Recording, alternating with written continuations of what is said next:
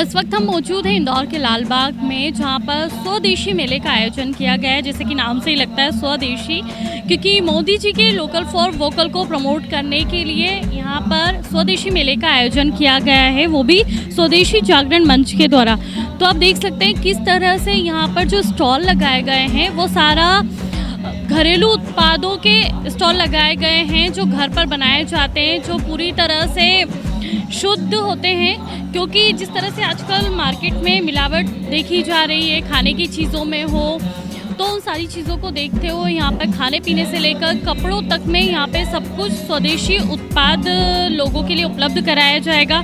और अगर बात करें यहाँ पे कीमतों की, तो सारी रिजनेबल प्राइस में सब कुछ यहाँ पर लोगों को मिलेगा। और यहाँ पे 300 से अधिक स्टॉल यहाँ पर लगाए गए हैं, और बच्चों के लिए भी अलग अलग तरह के मनोरंजन के लिए यहाँ पर झूले भी लगाए गए हैं। तो चलिए हम आपको बताते हैं किस तरह यहाँ पर दुकानें लगी हुई है और किस तरह खादी के प्रोडक्ट और घरेलू खाने के उत्पाद, चाहे वो अचार पापड़ हो या फिर कुछ और, तो सब कुछ यहाँ पर जनता को उपलब्ध मिलेगा।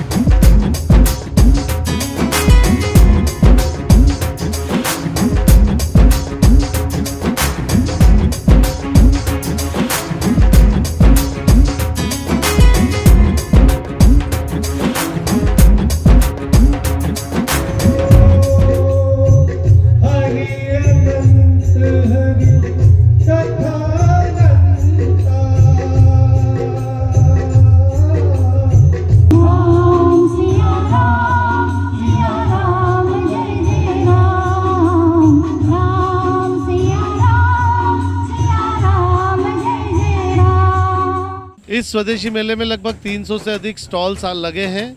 हम यहाँ पर छोटे छोटे जो कुटीर उद्योग, गृह उद्योग और लघु उद्योग, सूक्ष्म उद्योग में जो सामग्री बनती है, उन्हें एक प्लेटफॉर्म दे रहे हैं कि आए आप बेचें, कुछ आए आप प्राप्त करें। यहाँ से बेचने में कुछ आपकी ब्रांडिंग होगी। यहाँ पर एक ब्रांड के बारे में मैं जिक्र करना चाहूँगा, 365 डेज।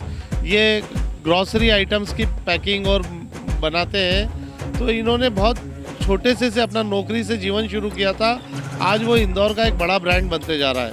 हम जब इन चीज़ों को उपयोग करना शुरू करेंगे, तब हो सकता है कि आने वाले समय में ऐसे ब्रांड लोकल से ग्लोबल की ओर बढ़ेंगे। इंदौर के कई ऐसे ब्रांड्स हैं जो लोकल से ग्लोबल की ओर जा चुके हैं, लेकिन हम लोगों को लगता है कि ये विदेशी ब्रांड है। तो कई ये हमें एक बाइफर्केशन करने की ज़रूरत है कि क्या उत्पाद स्वदेशी है, क्या उत्पाद विदेशी है। तो इस तरीके से स्वदेशी जागरण मंच इन मेलों के माध्यम से अपनी बात रख रहा है। आने वाले समय में क्या कुछ आपका मंच क्या सोचा है कि और किस तरह से इसको बढ़ावा दिया जाएगा? मेलों के माध्यम से भी देंगे, वर्कशॉप्स के माध्यम से भी देंगे, सेमिनार्स के माध्यम से भी देंगे, प्रचार प्रसार के माध्यम से भी देंगे।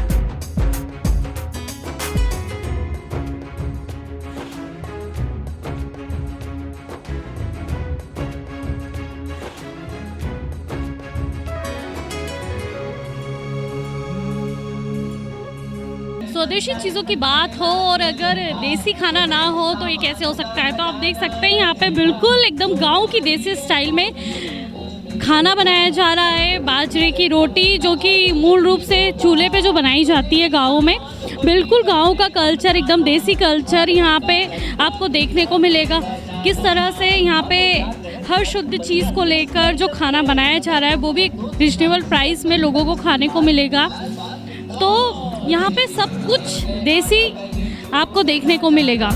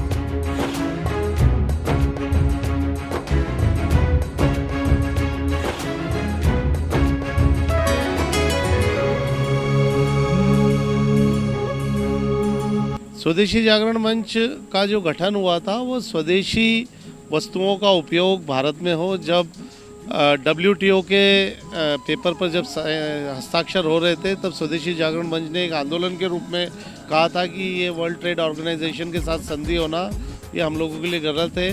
विदेशी वस्तुओं का उपभोग बढ़ेगा, हमारे देश की अर्थव्यवस्था जो है वो नीचे जाएगी। तो इसके कई दुष्परिणाम हमको काफ़ी वर्षों तक देखने को मिले, लेकिन पिछले कुछ वर्षों से जब देश की जनता जागरूक हुई, उन्होंने स्वदेशी वस्तुओं का उपभोग किया, तो जो पैसा भारतीय कंपनियां कमाती है वो वापस यहीं पर निवेश करती है। तो हमारा पैसा हमारे देश में रहने लगा और हमारे देश की अर्थव्यवस्था सुदृढ़ होने लगी और रोजगार के भी अवसर हमें प्राप्त होने लगे। तो हम ऐसी कंपनियों का विरोध करते हैं जिनके मालिक या तो विदेशी है या वो उत्पाद विदेश में बने हुए होते हैं। तो इस तरीके से हम अपने देश के उत्पादों को, बने हुए उत्पादों का प्रचार प्रसार कर रहे हैं कि अपने दैनिक जीवन में सुबह 6 बजे से उठने से लेकर रात को सोने तक कई वस्तुएं ऐसी है जिनका हम उपयोग करते हैं, तो वो स्वदेशी वस्तुएं अधिक से अधिक उपयोग में लाई जाए।